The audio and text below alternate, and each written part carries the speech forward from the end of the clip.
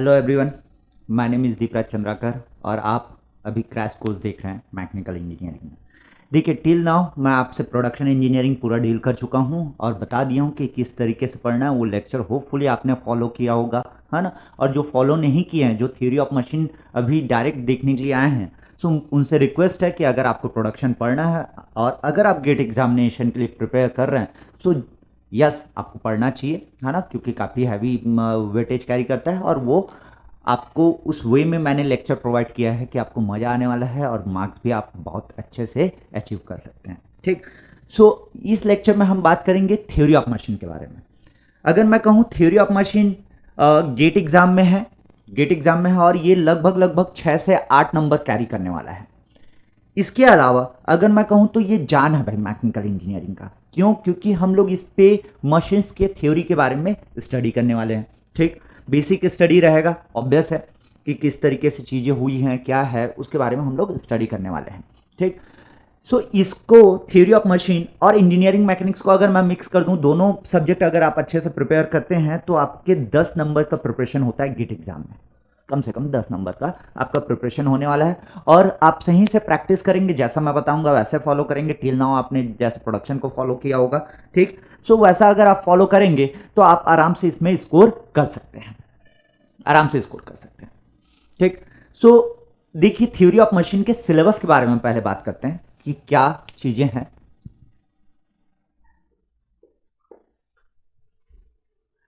Theory of machine that is your term, है ना। आप अगर सेमेस्टर में मैं बोलूं तो हो सकता है 2 सब्जेक्ट के नाम से पढ़े होंगे। एक है काइनेमैटिक्स ऑफ मशीन और दूसरा है डायनेमिक ऑफ मशीन। ठीक, 2 सब्जेक्ट के नाम से पढ़े होंगे। वो ऑलमोस्ट हम अभी पढ़ने वाले हैं एक सब्जेक्ट जिसको थ्योरी ऑफ मशीन। हो सकता है आप थ्योरी ऑफ मशीन के नाम से भी पढ़े होंगे। जो भी स्टूडेंट है, अलग अलग यूनिवर्सिटी में अलग अलग नाम होता है, लेकिन कंटेंट ऑलमोस्ट चीज़ें सेम है, टॉपिक सेम है। ठीक है। सो उसी तरीके से चीज़ें आपको देखने को मिलेगी। बस ये है कि हम गेट एग्जाम के हिसाब से इसको बेहतर वे में समझने की कोशिश करेंगे। जब हमारे पास सवाल आएगा तो किस तरीके से अप्लाई कर सकते हैं वो जो कॉन्सेप्ट हम जो सीखेंगे इस सब्जेक्ट में, है ना। तो उसको हम क्वेश्चन में किस तरीके से अप्लाई कर सकते हैं, उसके लिए मैं मेहनत करने वाला हूँ। ठीक। और आपको मेरे साथ ही चलना है, मेरे साथ मेहनत करना है, आपको आगे नहीं भागना है। क्योंकि क्या होगा कि थ्योरी ऑफ मशीन धीरे धीरे धीरे धीरे धीरे धीरे बिल्ट होगा। नाम है थ्योरी ऑफ मशीन, लेकिन बात करेंगे एकदम कॉन्सेप्ट्स की। बहुत सारे कॉन्सेप्ट्स हैं। ठीक। जैसे मैंने बोला कि ये मशीन का स्टडी है, तो मशीन का स्टडी यार आप देखिए कितने सारे बड़े बड़े बहुत सारे मशीन है। तो उसका जो बेसिक स्केलेटन होता है वहां से स्टडी शुरू होती है। तो वही हम लोग पढ़ने वाले हैं। तो उसमें बहुत सारी चीजें रहने वाली है और स्पेशली हम जो ये सब्जेक्ट कवर करेंगे वो गेट एग्जामिनेशन के लिए करेंगे। High yield points as I told you in the production engineering, जहां से सवाल आते हैं वो पोर्शन अपने को देखना है। गेट एग्जाम बहुत अच्छे से क्रैक करना है, दैट्स राइट। ठीक। सो थ्योरी ऑफ मशीन में अगर मैं बात करूं कितने चैप्टर्स हैं या चैप्टर्स के नाम के बारे में बात करूं तो एक आपको पढ़ना है simple mechanism.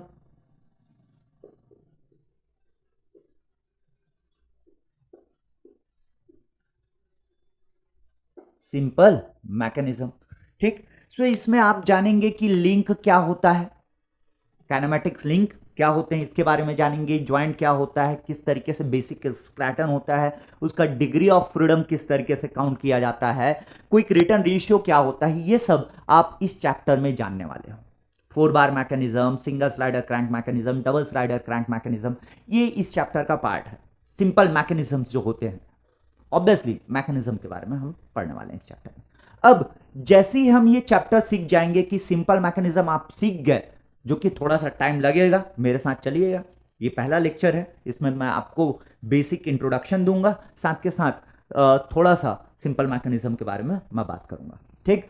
So simple mechanism जैसे ही सीखेंगे तो उसका वेलोसिटी और एक्सेलरेशन एनालिसिस करना है हमको। Velocity and acceleration analysis.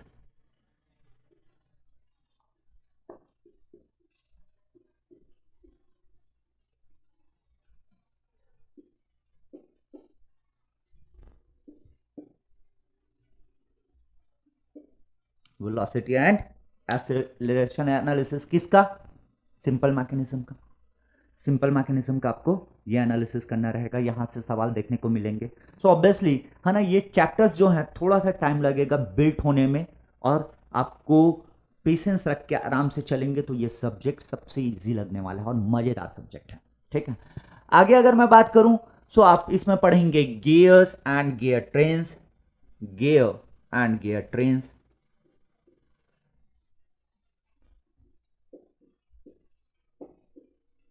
इसके बारे में आप पढ़ने वाले हैं। गियर ट्रेन से अक्सर देखा जाता है कि सवाल आता ही है, ऑलमोस्ट आप मान के चलिए गियर ट्रेन से एक सवाल, वेलोसिटी से एक सवाल आपको देखने को मिलेगा। सिंपल मैकेनिज्म में अगर मैं बोलूं तो 4 बार मैकेनिज्म से एक सवाल, है ना, हर साल लगभग देखने को मिलते हैं। आगे अगर इससे बात करूं तो आपका गवर्नर है जो ऐड हुआ है टॉपिक 2016 में, आज तक लेकिन सवाल नहीं आए हैं।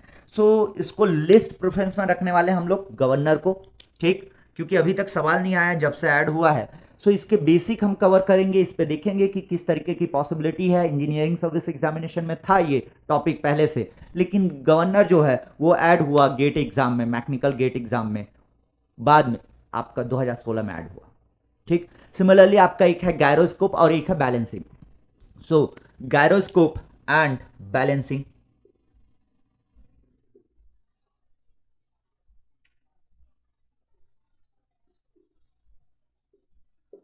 बैलेंसिंग, ये आपका, ये दोनों टॉपिक भी 2016 में ऐड हुए, लेकिन यहां से सवाल पूछे गए हैं, यहां से सवाल आए हैं। सो ऑब्वियसली ये बहुत अच्छे फॉर्म में अपने को कवर करना रहेगा, क्योंकि चांसेस है कि हाँ बैलेंसिंग से अभी लगातार सवाल दिया जा रहा है। गायरोस्कोप से बीच बीच में 1-2 बार सवाल पूछा गया है, तो वो देखेंगे। आसान टॉपिक है, इतना ज़्यादा अपने को उस पर टेंशन नहीं होने वाला। ठीक, उसके बाद अगर मैं बात करूं तो एक आता है आपका फ्लाईव्हील, जहां से यस सवाल आने के चांसेस रहते हैं, दिखते हैं सवाल, आसान टॉपिक है और फ्लाईव्हील। और एक है आपका वाइब्रेशन, जहां से आपको सवाल देखने को मिलेगा। तो वाइब्रेशन भी कवर कराऊंगा भाई, थ्योरी ऑफ मशीन में वाइब्रेशन भी मैं कवर कराने वाला हूं। ठीक, इसके अलावा एक टॉपिक है आपका cam and follower. So cam and follower से ना सवाल कम दिखे हैं, सो उसको बेसिक फॉर्म में आपको पढ़ना चाहिए। क्यों पढ़ना चाहिए सर? क्योंकि आपका क्या होगा कि अगर वो सिलेबस में लिखा है और वो पोर्शन आप नहीं पढ़ रहे हो और वहां से आप टेस्ट सीरीज में सवाल देखेंगे तो थोड़ा सा रहता है, कॉन्फिडेंस अपन लूज करते हैं। तो मुझे लगता है कि थोड़ा पढ़ना चाहिए और सवाल आए हैं आज तक वो आपसे सॉल्व होने चाहिए, इस तरीके से प्लान होना चाहिए उस पर्टिकुलर टॉपिक का। Cam and follower, cam and follower, ठीक। सो इतने सारे आपके टॉपिक हैं। अगर इसके लिए आप बोलोगे कि किताब कौन सा फॉलो करना चाहिए सर, तो किताब अगर मैं कहूं तो 2 किताबें हैं जो ऑलमोस्ट सारे टॉपिक्स कवर करते हैं। इसके अलावा भी किताबें हैं, लेकिन ये 2 किताब में से आपको किसी एक को फॉलो करना चाहिए। वो है आपका खुरमी, खुरमी की किताब थ्योरी ऑफ मशीन का, ठीक, और एक एस रतन, एक RS खुरमी और एक SS रतन। सो दोनों में से जो भी किताब मिलती है, क्योंकि इजिली अवेलेबल है ये दोनों किताब, सो दोनों में से जो भी मिलता है थ्योरी ऑफ मशीन का वो आप फॉलो कर सकते हैं। एक ही किताब फॉलो करना है, दोनों में से कोई भी एक। अगर रतन मिल रहा तो रतन से आप फॉलो कर लीजिए, अगर खुरमी मिल रहा है तो आप खुरमी से फॉलो कर लीजिए, कोई तकलीफ नहीं है। दोनों किताब में थोड़े से फ्लॉज हैं, तो ऑब्वियसली हम पढ़ते जाएंगे तो हम सीखते जाएंगे चीज़ों को, तो वहाँ से हमको सिर्फ प्रैक्टिस की नीड रहेगी। दैट्स वाई वो किताब को अपने पास होल्ड करके अगर रखना है तो रख सकते हैं, ठीक। ये क्रैश कोर्स का है। सो क्रैश कोर्स में आपको क्या मिलने वाला है, एक PDF मिलने वाला है। मैं आज से 3 दिन बाद वो ग्रुप में शेयर करूंगा टेलीग्राम में, 3 दिन बाद मिलेगा, ये ध्यान रखिएगा, क्योंकि 3 दिन तक मैं लेक्चर्स जो देने वाला हूं, है ना, वो सिर्फ लेक्चर्स पे बेस्ड रहेगा, वो क्वेश्चन पे बाद में बात करेंगे उसका।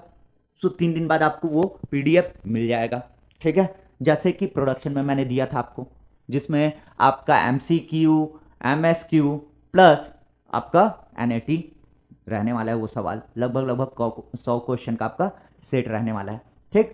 सो इस तरीके से हमको ये कवर करना है भाई, बहुत ध्यान से, है ना। आपके दिमाग में रहना चाहिए कि कौन कौन से टॉपिक पढ़ने हैं थ्योरी ऑफ मशीन में और वहां से कितना वेटेज है। अगर मैं सिंपल मैकेनिज्म में बोलूं तो बहुत सारी चीजें हैं, ऑलरेडी आप देख सकते हो, मैं इससे पहले भी यूट्यूब में और पढ़ाया हूं, हमारे गेट एकेडमी चैनल में आपको मेरे लेक्चर्स दिखेंगे जिसमें मैं बहुत सारी बातें किया हूं।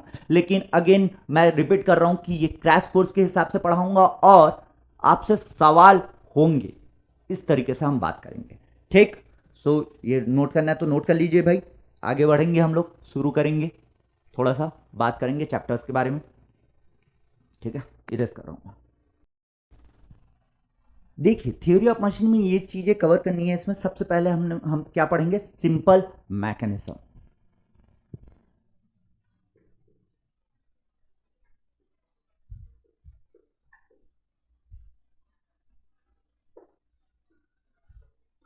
Simple mechanism. सो देखिए, सिंपल मैकेनिज्म में अगर मैं बात करूं तो सबसे पहले आपको जानना चाहिए क्या होता है लिंक, काइनेमेटिक लिंक। सो काइनेमेटिक लिंक्स,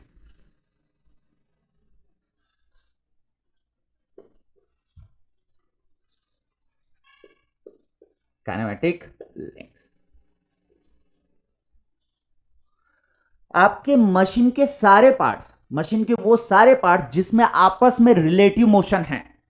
आपस में रिलेटिव मोशन मतलब आपस में मोशन होना चाहिए। अगर मोशन, रिलेटिव मोशन नहीं है, रिलेटिव मोशन जीरो है, तो वो एक ही लिंक होगा। क्या बोला मैं, the link which is having relative motion with respect to each other. जितने भी मशीन है उस पे जो लिंक होंगे, उसमें जो रिलेटिव मोशन होंगे, है ना, जो रिलेटिव मोशन होंगे वो कहलाता है काइनेमेटिक लिंक। वो क्या कहलाता है, काइनेमेटिक लिंक्स। क्लियर है? ठीक, रिलेटिव मोशन होना जरूरी है। जैसे फॉर एग्जांपल एक मशीन में दो लिंक लगे हैं और दोनों लिंक अगर सेम स्पीड, सेम बट एक at any instant same speed से चल रहा है ना, आप देख रहे हो कि वो सेम स्पीड से चल रहा है, उसके एक्सेलरेशन, उसके वेलोसिटी उस समय आपका सेम है सब। तो उस पर्टिकुलर इंस्टेंट में वो लिंक, अगर दो लिंक के सेम वेलोसिटी, सेम एक्सेलरेशन है, सेम मोशन है, सो उस पर्टिकुलर इंस्टेंट में आपको वो एक लिंक काउंट करना पड़ जाएगा। सो इस तरीके से अपन एक एक चीज को समझते हुए चलेंगे, तभी थ्योरी ऑफ मशीन जाके, है ना, इससे सवाल लगा पाएंगे। सो काइनेमेटिक्स लिंक्स किस तरीके से डिफाइन होगा कि each and every part of machine which is having relative motion is known as kinematic link. Each and every part of machine, each and every part of machine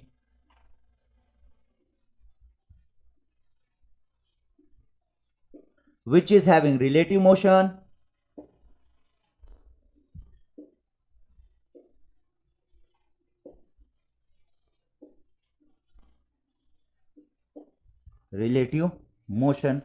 with respect to each other, with respect to each other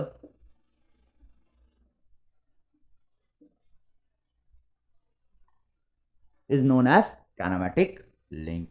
ठीक, अगर मैं बात करूं जो link है वो rigid होता है, यस, है ना, लेकिन ये जरूरी नहीं है कि काइनेमेटिक लिंक हमेशा रिजिड हो। It should be resistant body. एक वर्ड का इस्तेमाल किया जाता है, वो है रेजिस्टेंट, वो है resistant. So kinematic link should be a resistant body.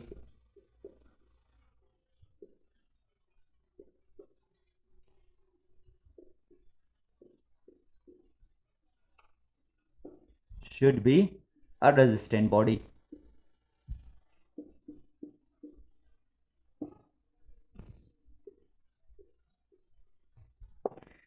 सो ये रेजिस्टेंट बॉडी क्या होता है, ये जो वर्ड यूज किया जा रहा है रेजिस्टेंट बॉडी, ये क्या होता है।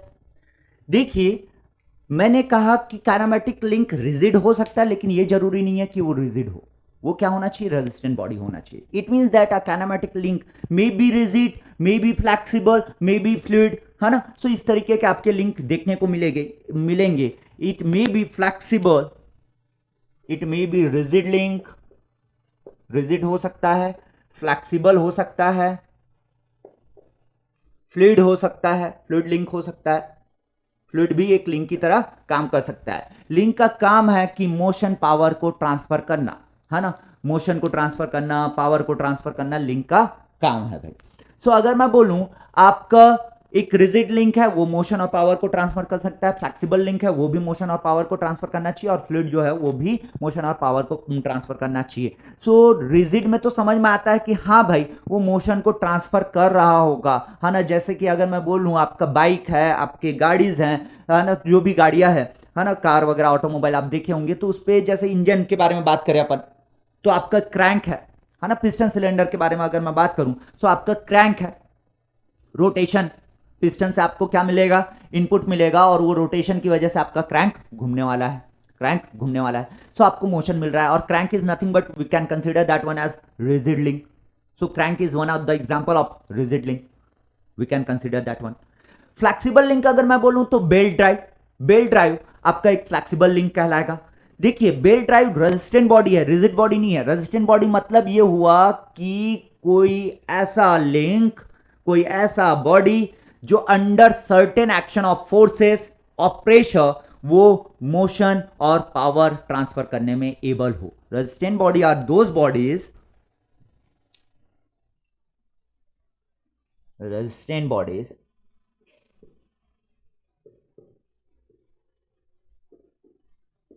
these are those bodies which are able to transfer motion or power under the certain action of the force or pressure।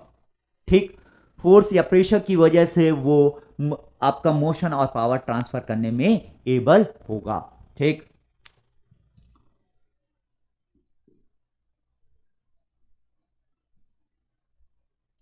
able to transfer, able to transfer motion under certain action of force।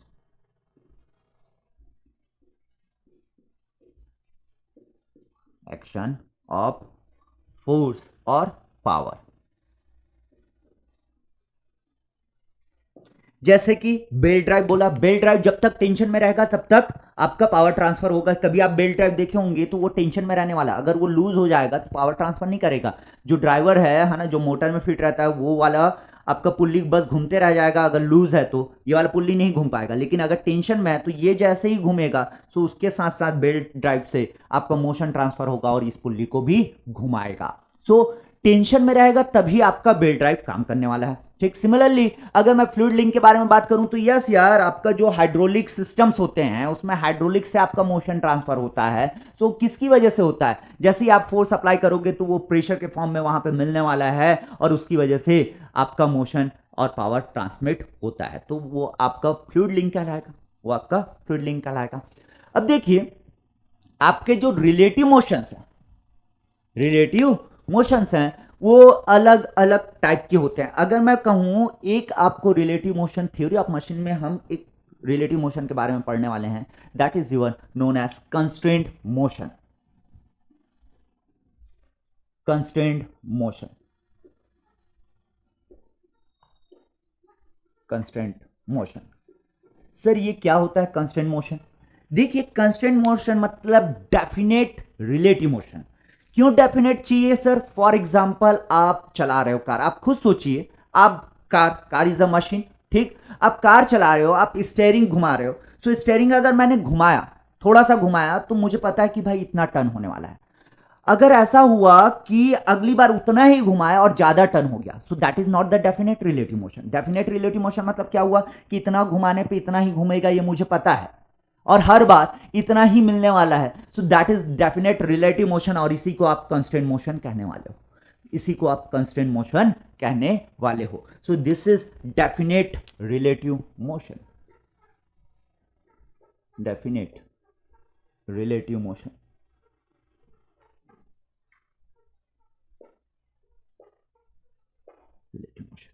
ठीक, सो आपका ये definite relative motion अगर मैं बोलूं तो उसी को हम यहां पे थ्योरी ऑफ मशीन में बोलने वाले हैं कंस्ट्रेंट मोशन। क्या बोलने वाले हैं हम लोग? Constraint motion. ये तीन तरीके से यहां पे डिफाइन होगा। एक कहलाता है कंप्लीटली कंस्ट्रेंट, एक कहलाता है सक्सेसफुली कंस्ट्रेंट और एक कहलाता है इनकम्प्लीटली कंस्ट्रेंट। सो ऑब्वियसली आप इनकम्प्लीटली कंस्ट्रेंट मोशन जो मिल रहा होगा उसको या तो सक्सेसफुली में कन्वर्ट करोगे या तो कंप्लीटली कंस्ट्रेंट मोशन में कन्वर्ट करोगे। ऐसा क्यों सर, क्या होता है कंप्लीटली कंस्ट्रेंट? तो चलिए देखते हैं। जैसे मैंने आपको बोला कि कंस्ट्रेंट मोशन तीन तरीके से पॉसिबल है। एक हो सकता है आपका completely constraint,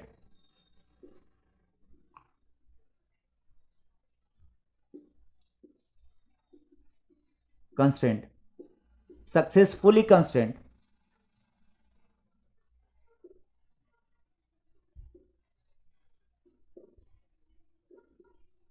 and incompletely constrained.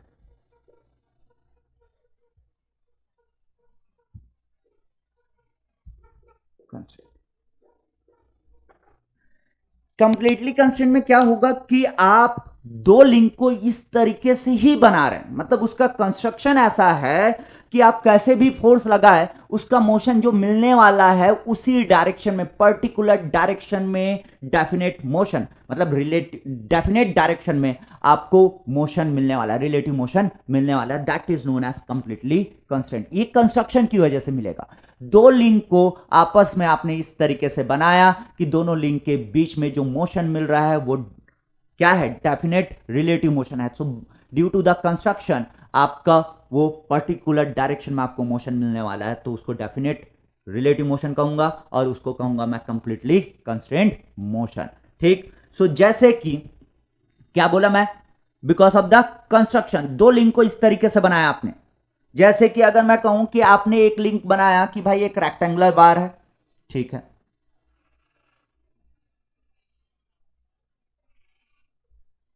एक रेक्टेंगुलर बार है, उसको आपने एक रेक्टेंगल होल में इंसर्ट कर दिया। सो यहां पे देखिए रेक्टेंगल होल इस तरीके से, अगर मैं कहूं फॉर एग्जांपल, चलिए देखते हैं इस तरीके से। यहां पे ये मेरा एक प्लेट हो गया, यहां पे एक रेक्टेंगल होल किया और रेक्टेंगल बार इसमें इंसर्ट कर रहा हूं इसी साइज का। सो ये रेक्टेंगल बॉल जो रेक्टेंगल बार है ना, वो डेफिनेटली इस तरीके से ही मोशन करेगा। That is your translation. ऐसा आपका ट्रांसलेट कर सकता है इस होल में, और इसके रिलेटिव कर रहा है, मतलब इसके रिलेटिव ये वाला लिंक। सो ये भी एक लिंक है, ये भी एक लिंक है। इसका अगर मैं मोशन देखना चाहूंगा इसके रिस्पेक्ट में तो इसको फिक्स कर दो, ये आपका रिलेटिव मोशन कर रहा है।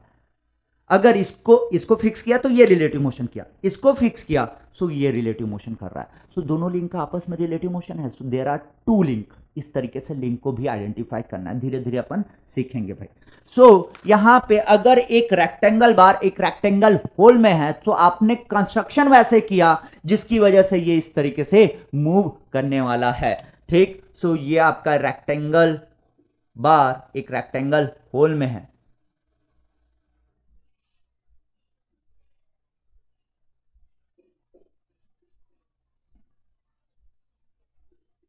सो ये कैसा मोशन करेगा, that is your completely constraint motion का एग्जांपल है। ये कंप्लीटली कंस्ट्रेंट मोशन का एग्जांपल है। ठीक। अगर एक सर्कुलर बार को मैं इंसर्ट करता हूं एक सर्कुलर होल में, फॉर एग्जांपल ये आपका जो प्लेट था, अब इसमें मैंने एक सर्कुलर होल किया, और मतलब इस साइज का सर्कुलर होल किया हूंगा और इस पे इंसर्ट करूंगा। सो ये क्या होगा कि ये घूम भी पाएगा और ये इस तरीके से मोशन करने वाला है। सो दिस इज कंस्ट्रक्शन की वजह से आपको ऐसा नहीं है कि एक पर्टिकुलर मोशन मिलने वाला है। इसमें सिर्फ ट्रांसलेशन मिल रहा था, इसमें सिर्फ ट्रांसलेशन मिल रहा था, लेकिन इसमें क्या हो रहा है कि रोटेशन भी हो जाएगा और ट्रांसलेशन भी हो जाएगा, ट्रांसलेशन भी हो जाएगा।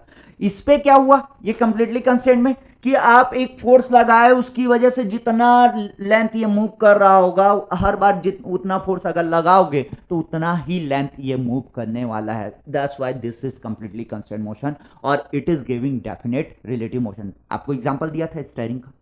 लेकिन आपका अगर एक सर्कुलर होल में सर्कुलर बार इंसर्ट करते हो, सो एक बार अगर एक डायरेक्शन में फोर्स लगाओगे सो हो सकता है वो सीधा सीधा बस स्लाइड हो जाए, लेकिन एक बार अगर थोड़ा सा टिल्ट करके फोर्स लगाओगे तो वो घूम के स्लाइड हुआ। सो दोनों बार फोर्स अगर आप लगा रहे हो तो इवन दो सेम डायरेक्शन में सेम मैग्नीट्यूड का फोर्स आपको देखने को मिलेगा, इस पे आपको एक ही मोशन मिलेगा, दैट इज योर ट्रांसलेशन, लेकिन उसमें रोटेशनल प्लस ट्रांसलेशन दोनों मिलने वाला है और दोनों एक दूसरे से इंडिपेंडेंट रहेंगे, दोनों एक दूसरे से इंडिपेंडेंट रहेगा। चाहे तो ये सिर्फ अपनी जगह पे घूम सकता है, आगे ना बढ़े, चाहे तो ये सिर्फ आगे बढ़ सकता है, घूमे ना, और चाहे तो ये दोनों कर सकता है, चाहे तो ये दोनों कर सकता है अगर आप एक सर्कुलर बार को एक सर्कुलर होल में इंसर्ट किए। सो इस तरीके का जो मोशन अगर मिलेगा, सो ये डेफिनेट रिलेटिव तो नहीं है, सो ये इनकम्प्लीटली के कैटेगरी में जाएगा। सो इनकम्प्लीट कंस्टेंट मोशन का अगर आपको एग्जांपल देना है तो आप कह सकते हैं कि एक सर्कुलर बार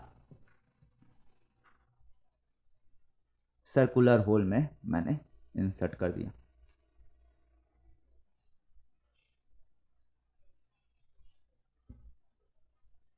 सो ये क्या कर सकता है, ये ट्रांसलेट भी कर सकता है और ये रोटेट भी कर सकता है, ठीक। So this is example of this one.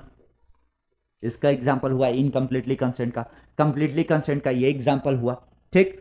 अब देखिए ये जो इनकम्प्लीटली कंस्टेंट है, इसको मुझे कंस्टेंट मोशन चाहिए यार, मैंने ये लिंक बना दिया, मुझे ना इसमें कंस्टेंट चाहिए कैसे भी करके। तो मैं कंस्टेंट चाहता हूं, क्या कंस्टेंट करना है सर, बोलिए कैसे कंस्टेंट करें। मैं चाहता हूं कि ये सिर्फ घूमे, क्योंकि ट्रांसलेशन के लिए अगर मुझे चाहिए रहता तो मैं इस तरीके से बनाता, सिर्फ ट्रांसलेशन चाहिए तो। अब मैं चाह रहा हूं सिर्फ रोटेशन हो, उससे सिर्फ उसमें रिवॉल्यूशन हो, मतलब ये जो आपका सिलेंड्रिकल रॉड है, जो सर्कुलर रॉड है, वो सिर्फ और सिर्फ घूमे इसके रिस्पेक्ट में, प्लेट के रिस्पेक्ट में। तो मैं क्या करूंगा, मैं कंस्ट्रक्शन कर दूंगा वहां पे कॉलर, कहां पे, यहां पे कॉलर बना दूंगा। किस तरीके से सर, ऐसा,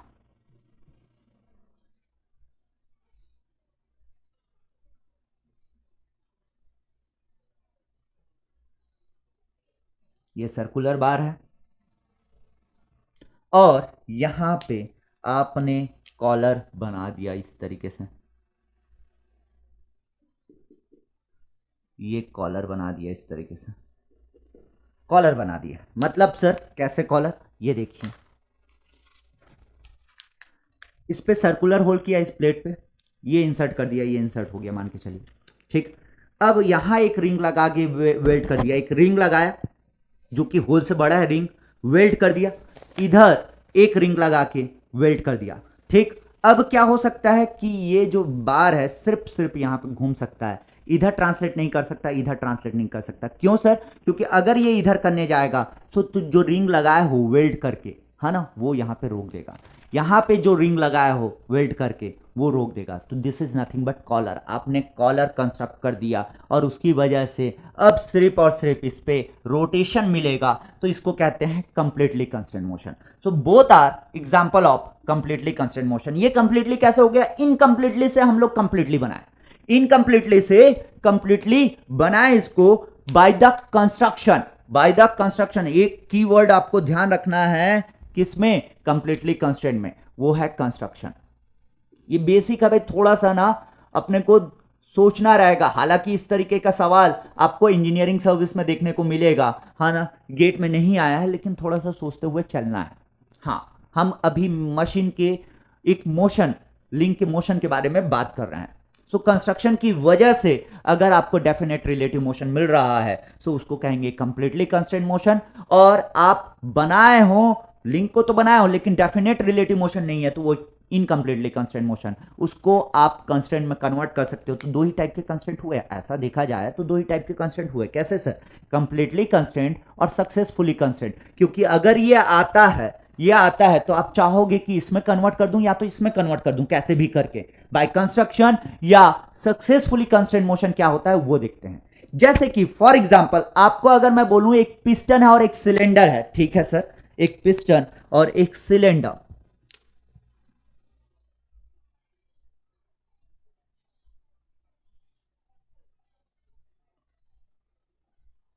ये हो गया आपका पिस्टन, ये हो गया आपका सिलेंडर। क्या होगा पिस्टन और सिलेंडर, ये देखिए अगर मैं बोलूं ये हो गया सिलेंडर, लेट अस अस्यूम, ये हो गया पिस्टन, लेट अस अस्यूम, या इधर, है ना, ये इस तरीके से, ये आपका पिस्टन हो गया ये वाला पोर्शन और ये आपका सिलेंडर हो गया। सो ये इस तरीके से मैंने रखा। अब देखो ये क्या होगा कि ऐसे ट्रांसलेट भी हो पा रहा है, ये ट्रांसलेट भी हो पा रहा है, ये देखो ये अभी देखना ये ट्रांसलेट हुआ हुआ रोटेट भी हो पा रहा है। सो मतलब अगेन डेफिनेट नहीं है। अगर मैं बोलूं यार आपका सर्कुलर पिस्टन है, सर्कुलर सिलेंडर है, तो वो घूम भी पाएगा, उसमें घूम लेगा, साथ के साथ ट्रांसलेट भी हो सकता है। सो ये कौन सी कैटेगरी में आना चाहिए सर? इनकम्प्लीटली कंस्ट्रेंट के कैटेगरी में। अगर सिर्फ पिस्टन और सिलेंडर है सो ये इनकम्प्लीटली कंस्ट्रेंट मोशन दे रहा है भाई, ये इनकम्प्लीटली कंस्ट्रेंट मोशन दे रहा है, लेकिन इसको मुझे चाहिए कंस्ट्रेंट मोशन, मुझे चाहिए कंस्ट्रेंट मोशन। सो कंस्ट्रेंट मोशन के लिए मैंने बताया कि दो होता है, एक में कंस्ट्रक्शन करोगे तो मिल जाएगा और एक में होता है एक्सटर्नल फोर्स लगाते हो। सक्सेसफुली कंस्ट्रेंट उसको कहा जाता है जिसमें आप एक एक्सटर्नल फोर्स देने वाले हो, एक्सटर्नल फोर्स बाय द आप लिंक के द्वारा, किसी और लिंक के द्वारा आप फोर्स प्रोवाइड कर सकते हो, by the spring, by the gravity, है ना। इस तरीके से कंस्ट्रक्शन नहीं करोगे, उस पर मतलब लिंक लगाओगे। कंस्ट्रक्शन मतलब क्या होता है, जैसे कि वेल्ड कर दिया, रिवेट, परमानेंट, परमानेंट उसको कंस्ट्रक्शन के कैटेगरी में डालूंगा। ठीक, इस पे अगर जो बनाओगे, जैसे पिन लगा के बनाया तो पिन को बाद में निकाल भी सकता हूं, अलग अलग पूरा कर सकता हूं, इसमें तो तोड़ना पड़ेगा, कंस्ट्रक्शन को तोड़ना पड़ेगा। तो इस तरीके से आपको डिफ्रेंशिएट करना है। तो सक्सेसफुली कंस्ट्रेंट के लिए इसको क्या करूंगा, इस पे एक क्रैंक लगा दूंगा, क्रैंक लगा दूंगा। क्रैंक लगा दिया तो ये देखिए, अगर मैंने इस पे एक इस तरीके से कनेक्टिंग रॉड और क्रैंक लगाया, कनेक्टिंग रॉड और क्रैंक लगाया, सो अब ना ये घूम नहीं पाएगा, क्योंकि अगर ये घूमेगा तो ये जो कनेक्टिंग रॉड है वो भी इसके साथ घूमना चाहिए, लेकिन ये क्रैंक तो इधर है, क्रैंक यहां से कनेक्टिंग रॉड और ये क्रैंक। सो अगर ये घूमना भी चाहेगा तो नहीं घूम पाएगा। सो रोटेशन रिस्ट्रिक्ट हो जाएगा, सिर्फ और सिर्फ रेसिप्रोकेशन होगा अगर आप कनेक्टिंग रॉड लगा देते हो, ठीक है ना। सो ये अभी इनकम्प्लीटली कंस्ट्रेंट के कैटेगरी में है, लेकिन with the help of connecting rod, मतलब बाय प्रोवाइडिंग एक्सटर्नल फोर्स, क्योंकि कनेक्टिंग रॉड को with the help of pin लगाने वाले हो, गजन पिन के मदद से आप लगाने वाले हो। ठीक, सो ये क्या हुआ, बाय द एक्सटर्नल फोर्स, यहां पे एक्सटर्नल फोर्स, एक्सटर्नल फोर्स की वजह से अगर कंस्ट्रेंट मोशन मिलता है सो वो किस कैटेगरी में आएगा, सक्सेसफुली। ये अभी इनकम्प्लीटली था, इनकम्प्लीटली था। तो पिस्टन सिलेंडर को मैं क्या कर दिया, यहीं बना रहा हूं भाई, यहां बना रहा हूं, पिस्टन सिलेंडर को यहां बना रहा हूं। वापस आप कॉपी में ढंग से लिखिएगा। ये क्या किया, कनेक्टिंग रॉड और क्रैंक लगा दूंगा यहां से, ये क्रैंक हो गया। सो इसकी वजह से क्या होगा, ये देखिए अब ये घूमेगा नहीं, यहां पे सिर्फ और सिर्फ क्या होगा, रेसिप्रोकेशन। और चाहो तो इसको निकाल भी सकता हूं, लेकिन क्या कॉलर को निकाल सकता था क्या, वेल्ड कर दिया तो उसको तो तोड़ना पड़ेगा ना भाई, ब्रेक करना पड़ेगा। समझ में आ रही है बात। सो इसको अब मैं पिन को निकाल दूंगा तो वापस ऐसा बन जाएगा, वो इनकम्प्लीटली कंस्टेंट होगा, लेकिन जैसे ही इस पिन को लगाया तो ये कंप्लीटली कंस्टेंट हो गया, ये सिर्फ और सिर्फ रेसिप्रोकेट होगा। सो आपका ये कंप्लीटली कंस्टेंट हुआ और इसको कहा जाता है सक्सेसफुली कंस्टेंट।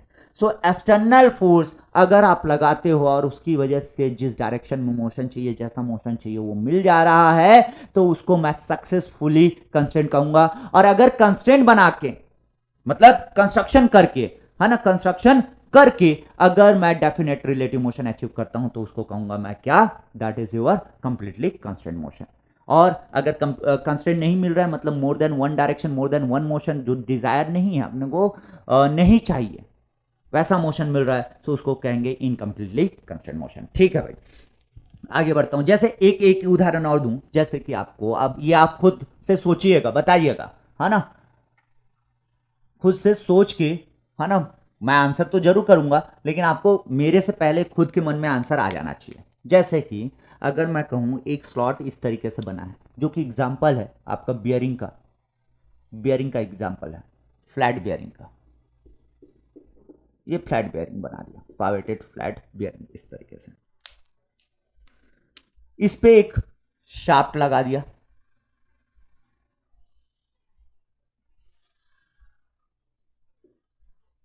ये शाफ्ट हो गया।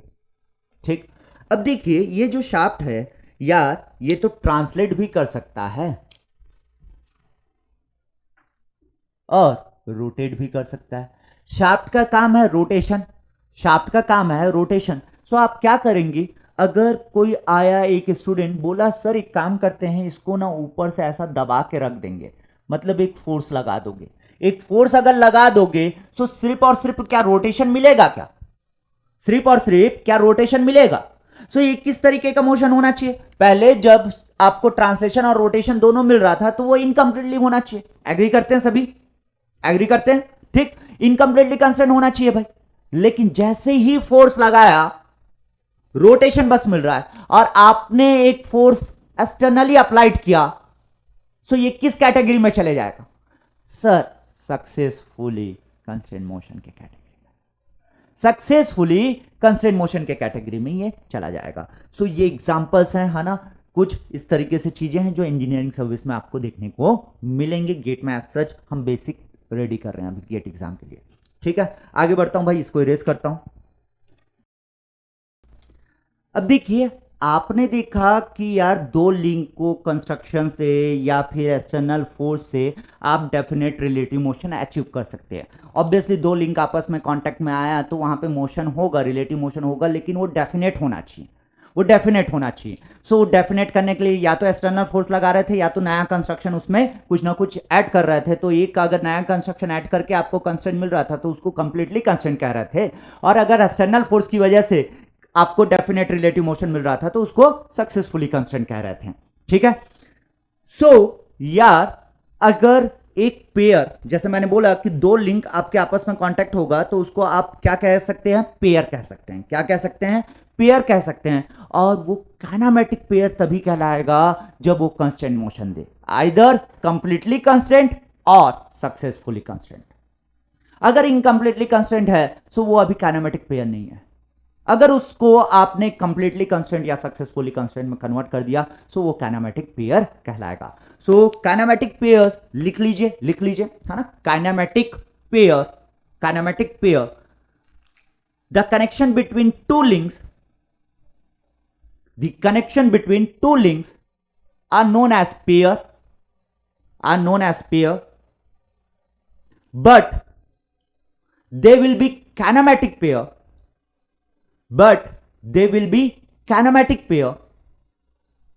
if relative motion between them will be constant, if relative motion between them will be constant motion, clear, ठीक। सो ये काइनेमेटिक पेयर होता है। अब अगर मैं बात करूं तो on the basis of relative motion, क्योंकि आप देखें कि हो सकता है रोटेशनल मिले रिलेटिव मोशन, हो सकता है आपको ट्रांसलेशन मिले, है ना। So on the basis of relative motion आप काइनेमेटिक पेयर को अलग अलग डिवाइड किए हैं। So there are classification of the kinematic pair. Kinematic pair का डेफिनेशन लिख लें, अब लिख लिए हैं, अब काइनेमेटिक पेयर का क्लासिफिकेशन जानते हैं। सो क्लासिफिकेशन ऑफ kinematic pair,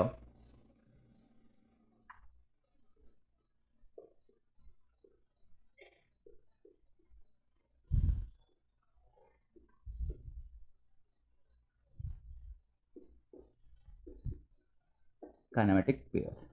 सो जैसे मैंने बोला कि सबसे पहले आप कह सकते हैं on the basis of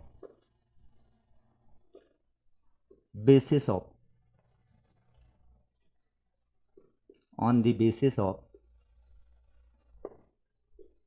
relative motion,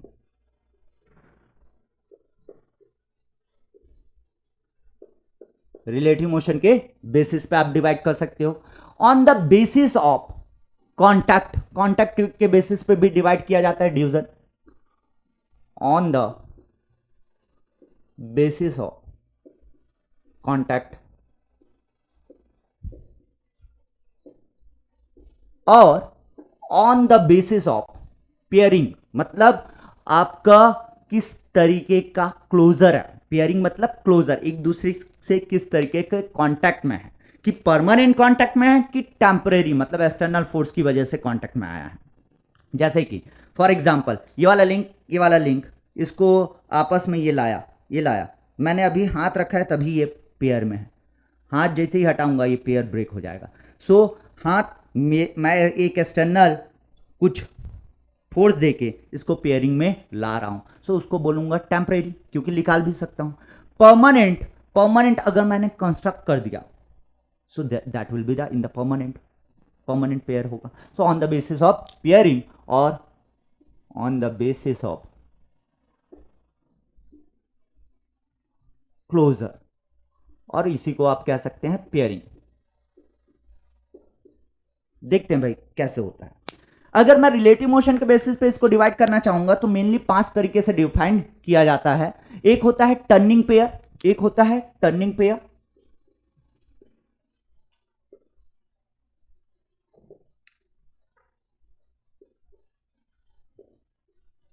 turning pair का मतलब है कि आप एक दो लिंक को इस तरीके से पेयर किए कि एक लिंक का रिवॉल्यूशन दूसरे लिंक के अबाउट हो रहा है, मतलब one link revolve about other link, that is turning pair, उसको टर्निंग पेयर कहेंगे। जैसे कि फॉर एग्जांपल ये वाला लिंक और ये वाला लिंक, यहां पे इसको फाइलिंग किया, इसको फाइलिंग किया, यहां पे रख दिया, इसको ड्रिल करके इसको क्या कर दिया, ज्वाइन कर दिया, पिन ज्वाइन कर दिया, रिवेटिंग कर दिया फॉर एग्जांपल। अब रिवेटिंग कर दिया तो ये तो पिन है, सो ये इस तरीके से रोटेट हो सकता है। ये वाला लिंक, अब देखिए ब्लू मार्कर ब्लैक मार्कर के रिस्पेक्ट में, ब्लैक मार्कर को मैंने फिक्स रख दिया, इसको फिक्स कर दिया, सो इसके रिस्पेक्ट में क्या हो रहा है, रिवॉल्व हो जा रहा है, रिवॉल्व हो जा रहा है। So this is nothing but your turning pair. So turning pair इस तरीके से आपको देखने को मिलेगा, टर्निंग पेयर। ये एग्जांपल है टर्निंग पेयर का। सर आपने डेफिनेशन में बोला, लिख लेना चाहिए भाई आपको, क्या बोला मैं, turning pairs are those pairs, है ना, one link will revolve with respect to another link, one link revolve with respect to another link। और आपका ये जो टर्निंग पेयर है, आपने बोला सर रिवॉल्व मतलब क्या, आप थोड़ी देर पहले इस तरीके से बता रहे थे कि सर एक कॉलर बना के अगर एक सर्कुलर बार को यहां पे इंसर्ट कर दूं,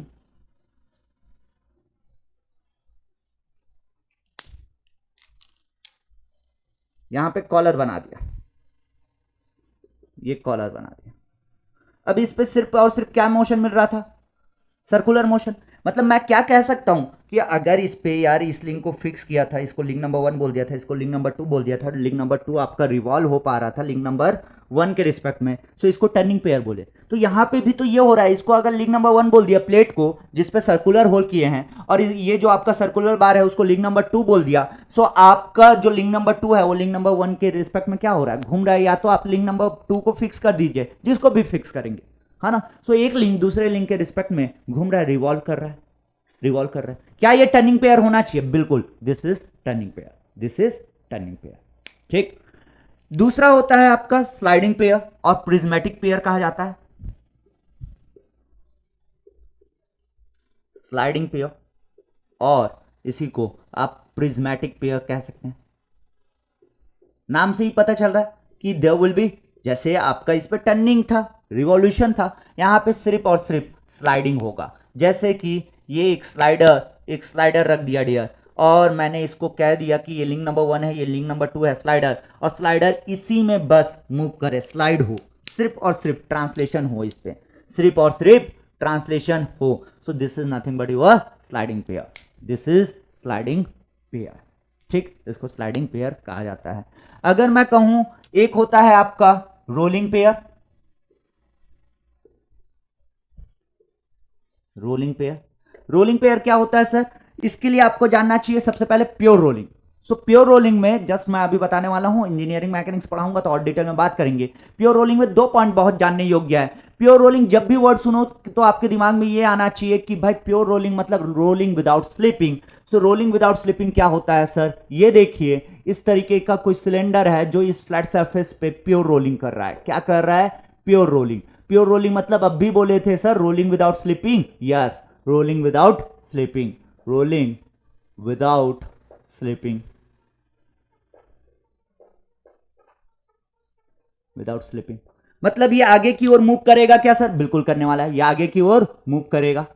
कैसा, घूमते घूमते, बिल्कुल घूमते घूमते मूव करेगा।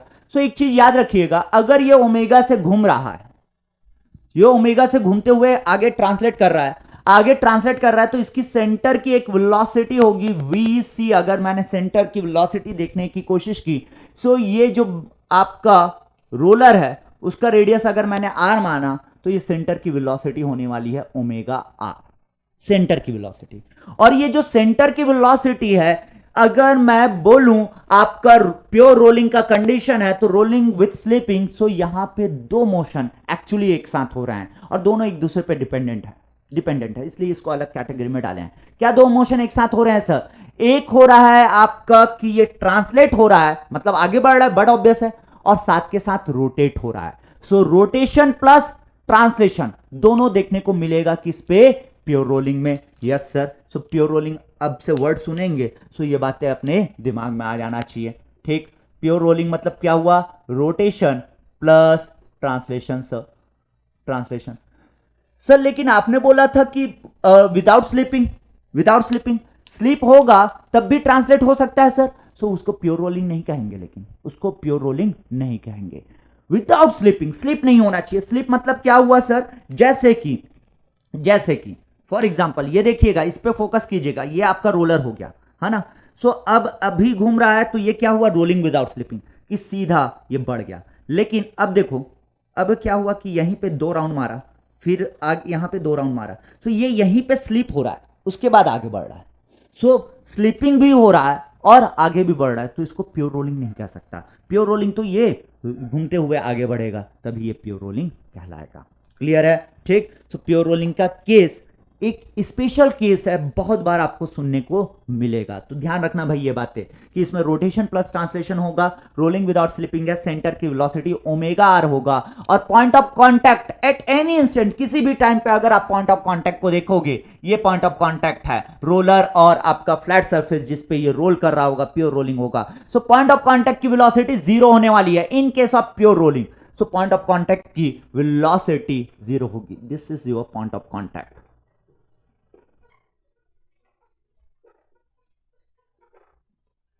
ठीक।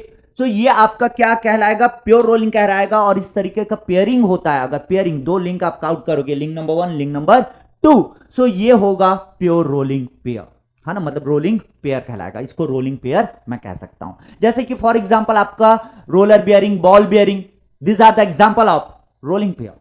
उसमें प्योर रोलिंग होता है भाई, उस पे आपका प्योर रोलिंग होने वाला है, वो इस तरीके से घूमेगा, वो प्योर रोलिंग रहेगा। केस में अगर घूमते रहेगा तो ऑब्वियसली उसमें स्लिपिंग अलाउड नहीं है। ठीक। सो प्योर रोलिंग का केस उसको अपन मानेंगे। पॉइंट ऑफ कांटेक्ट की वेलोसिटी क्या बोला? प्योर रोलिंग में 0 होने वाला है, इसकी वेलोसिटी आपकी 0 होगी, पॉइंट ऑफ कांटेक्ट की वेलोसिटी 0 होगी। ठीक। इसको डिटेल में और पढ़ाऊंगा कि मैं आपको रोलिंग में बताऊंगा, प्योर रोलिंग में, कि हर एक पॉइंट का वेलोसिटी कैसे निकाल सकते हो, ये देखेंगे इंजीनियरिंग मैकेनिक्स में। राइट नाउ इतनी ही चीजें आपको ध्यान रखना है प्योर रोलिंग के केस में। क्लियर है? ठीक। सो प्योर रोलिंग पेयर हो गया। रोलिंग पेयर आपको होपफुली समझ में आया कि क्या होता है। अगर प्योर रोलिंग मोशन हो रहा होगा सर, तो उसको रोलिंग पेयर सिंपली अपन कह देंगे। यस। ठीक। अगर आगे मैं बात करूं तो एक होता है आपका screw pair, screw pair, screw pair, screw pair, और हेलिकल पेयर भी कहा जाता है, इसका नाम हेलिकल पेयर भी है, helical pair. So screw pair और helical pair are those pair, जैसे कि आपने देखा है कि इसमें ना आपका रोटेशन भी होगा और ट्रांसलेशन भी होगा। रोटेशन प्लस ट्रांसलेशन होने वाला है, इस पे होने वाला है, मतलब मैं कहूंगा रोटेशन प्लस स्लाइडिंग दोनों आपको देखने को मिलेगा, मतलब आगे भी बढ़ रहा है, ट्रांसलेशन मतलब आगे भी बढ़ रहा है, रोटेशन भी हो रहा है, लेकिन दोनों एक दूसरे पे डिपेंडेंट रहेंगे, एक दूसरे पे डिपेंडेंट रहेंगे।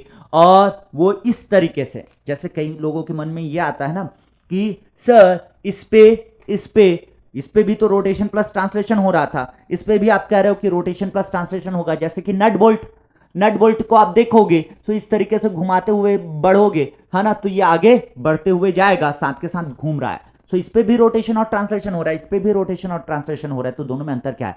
कॉन्टैक्ट का अंतर है। देख लो भाई, इस पे क्या होगा? नट एंड बोल्ट इस तरीके से पूरा आपका रहने वाला है, इस पे एक पॉइंट पर कॉन्टैक्ट है। क्लियर है? कॉन्टैक्ट का अंतर है। ठीक। सो आपका स्क्रू पेयर वो कहलाएगा। इस पे रोटेशन और ट्रांसलेशन, नट बोल्ट याद रखना, नट बोल्ट, नट बोल्ट। एक कहलाता है स्पेरिकल पेयर, एक आता है स्पेरिकल पेयर जिसमें 3D रोटेशन अलाउड होता है। मतलब स्पेरिकल पेयर का कंडीशन है कि एक लिंक स्पीयर होना जरूरी है, एक लिंक आपका स्पीयर रहेगा, और 3D मोशन अलाउ करेगा, 3D रोटेशन अलाउ करेगा।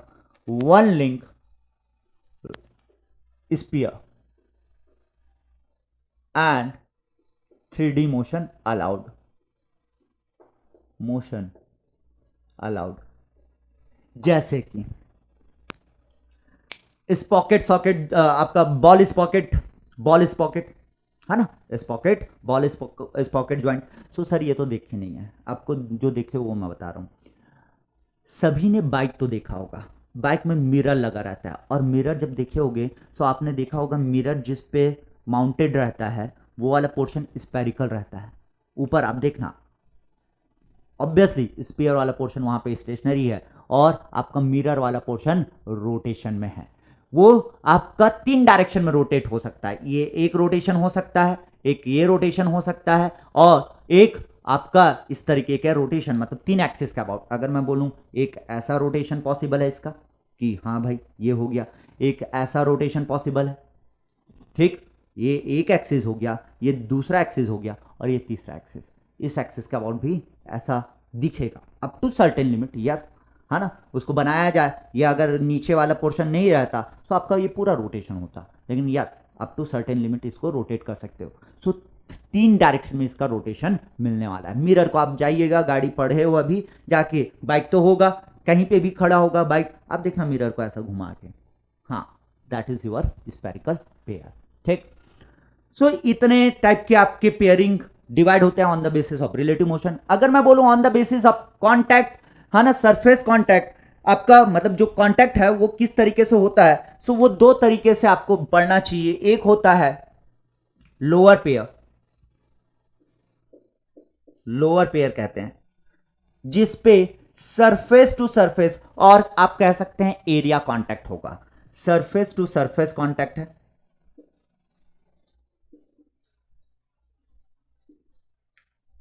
Surface to surface contact.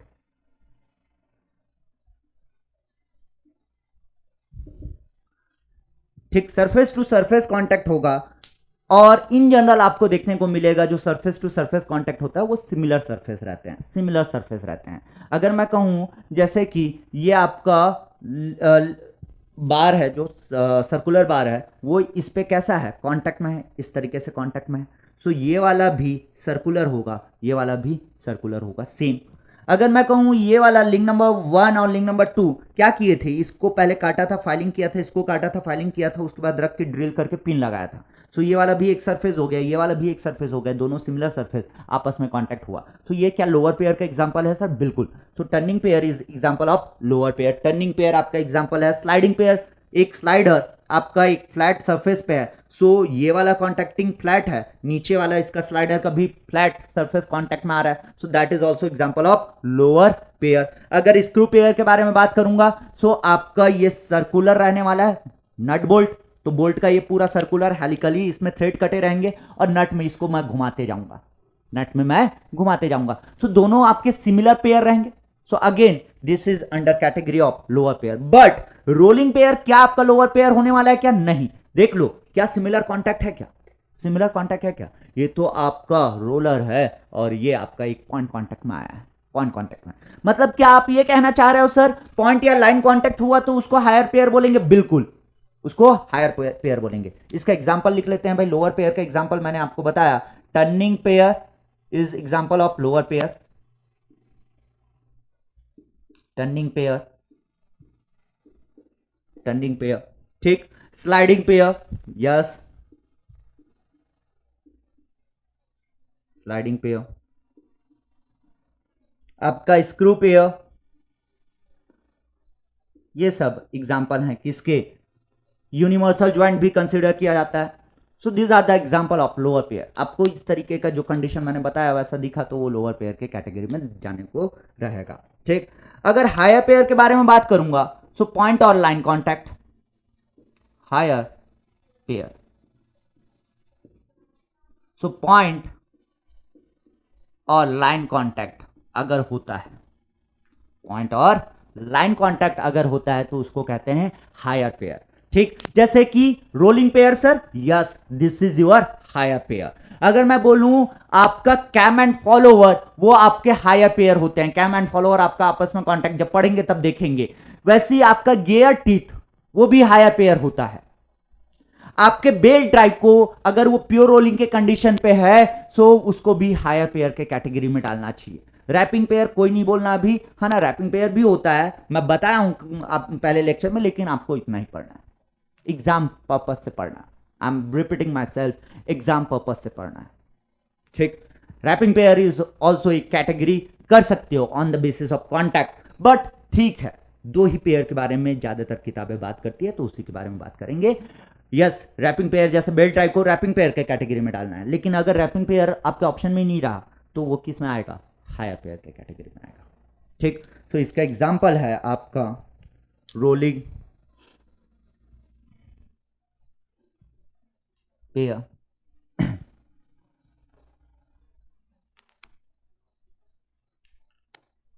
Rolling pair आपका इसका एग्जांपल हो गया, आपके टीथ ऑफ गियर हो गए जो आपस में कांटेक्ट में आएंगे।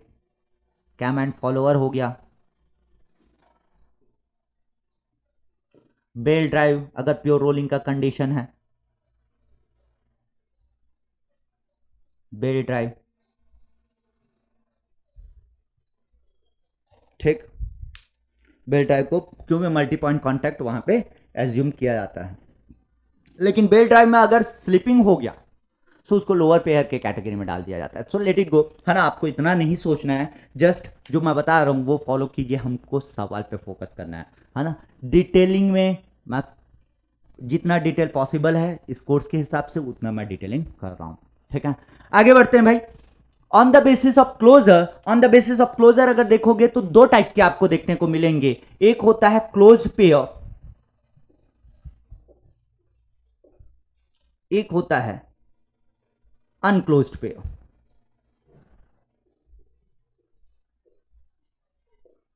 इसको परमानेंट भी कहा जाता है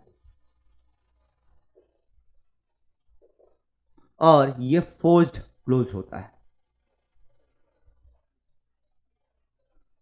सो अगर दो लिंक आपस में जुड़ रहे हैं, आपस में कनेक्ट हो रहे हैं बाय मैकेनिकली आपका कंस्ट्रक्शन की वजह से, कंस्ट्रक्शन की वजह से, तो उसको क्लोज्ड पेयर आप कहेंगे, उसको क्लोज्ड पेयर कहेंगे। क्लियर है, ठीक।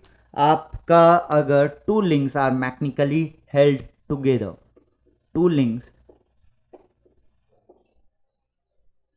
आर हेल्ड टुगेदर मैकेनिकली,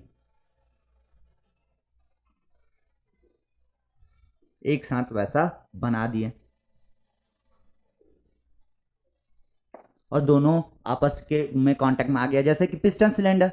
भाई आपने पिस्टन भी ऐसा बनाया कि इस सिलेंडर में आ जाए, वो इस सिलेंडर में आ जाए, इस सिलेंडर में आ जाए। सो ये दोनों आपस में पेयरिंग किए, किसकी वजह से, मैकेनिकली आपने इसको ऐसा बनाया। So this is nothing but your close pair और परमानेंट पेयर, ठीक।